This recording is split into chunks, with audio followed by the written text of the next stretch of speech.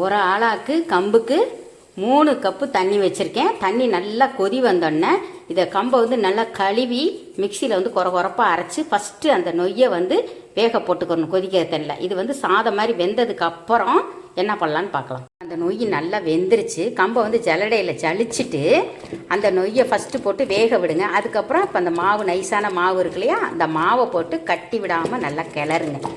விட்டுட்டிங்கன்னா கட்டி பிடிச்சிரும். பாருங்கள், இப்போ பாருங்கள் நல்லா கிண்டியாச்சு.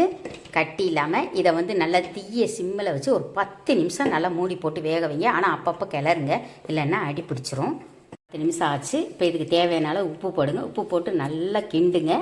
நல்லா வெந்துருச்சு. நல்லா சிம்மிலே வச்சு மூடி வச்சனால இப்போ உப்பு போட்டு ஒரு 2 கிண்டு கிண்டிக்கலாம்.